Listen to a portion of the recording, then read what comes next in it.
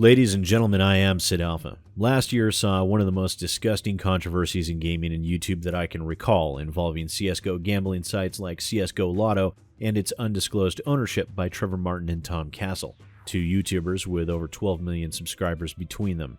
And I wish that I could call these two, Trevor Martin and Tom Castle, scum. I really do. However, if I were to refer to them in such a way, I would be risking a class action libel and slander lawsuit by scum everywhere, and probably defamation charges as well, because they're not scum.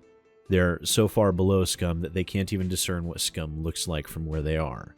And I know that it is a very unprofessional standpoint to take, but in some situations, a visceral and personal response is not only warranted, but it's required. These two no-talent clowns had built their YouTube channels and their fortunes by lying to and duping their viewer base. Not only that, by directly manipulating the outcomes of fake gambling that they advertised on the gambling site that they owned in order to dupe as many people as they could, including young children, to gamble away CSGO skins with wanton abandon.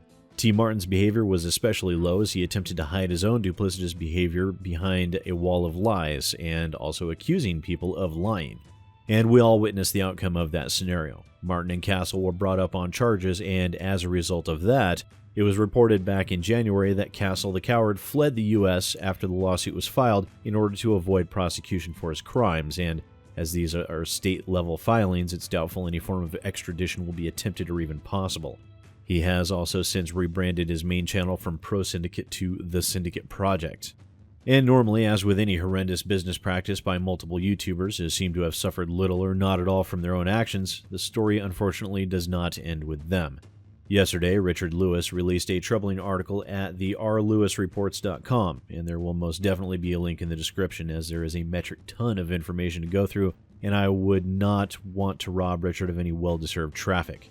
But for those of you who are not familiar with Richard Lewis, he was the YouTuber who originally uncovered the CSGO LOTTO scandal that was signal boosted by Ethan and Hilly of H3H3 Productions, later to be picked up by nearly every media outlet and news source on the internet. Since that initial discovery, Richard's channel has been my go-to source for these situations, and I have found his channel to be informative and insightful in many instances, and I would most definitely recommend checking him out. In this particular instance, please do let him know SidAlpha sent you. He deserves every bit of success that he gets. But as to the topic at hand, it seems that there is an even larger news story brewing with CSGO case opening sites. What these sites are, if you aren't familiar, are third-party websites that supposedly offer the same experience as a Valve case opening at a reduced price. With the sudden negative attention and the cease and desist letter sent out by Valve to the majority of the largest CSGO gambling sites, these case opening sites have risen to fill the void. Making use of Steam's API, opening cases through these sites allows them to bypass Valve's 15% fee on each case, allowing the sites to slightly undercut Valve's base price and still make a tidy profit. Except, of course, they don't stop there. Enter the web developer that has been codenamed David. David was the designer that built the framework for these sites, and the ones he didn't code, it's reported they simply stole the framework from sites he did design. David decided to come out, feeling that he could no longer sit idly by while these site owners continued asking for more and more features that were inherently dishonest and deceptive. The article in question goes into enormous amounts of detail, but for the sake of brevity, I'll give you the main bullet points. First off, they're scams, each and every one of them. The owners of these sites have access panels that allow them to deliberately control the percentages of success, even to the point of being able to set the percentage for different rarities of items to a flat 0.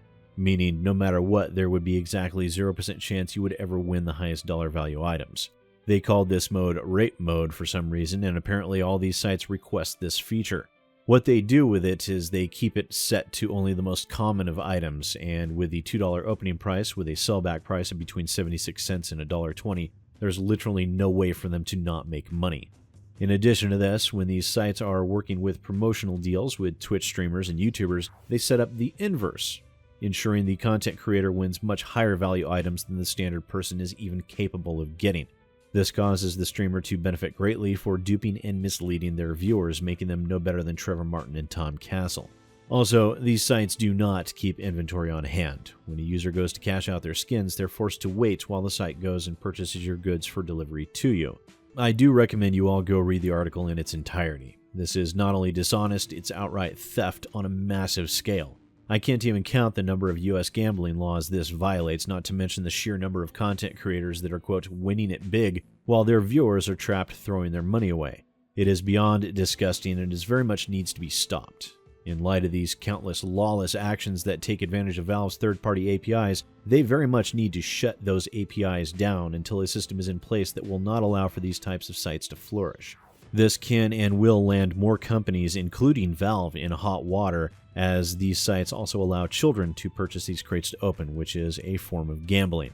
Now please do let as many people as you can know about this situation. This is beyond despicable, it is purely abhorrent, and it should not be allowed to continue. Once again, ladies and gentlemen, I am SidAlpha, and I'll see you next time.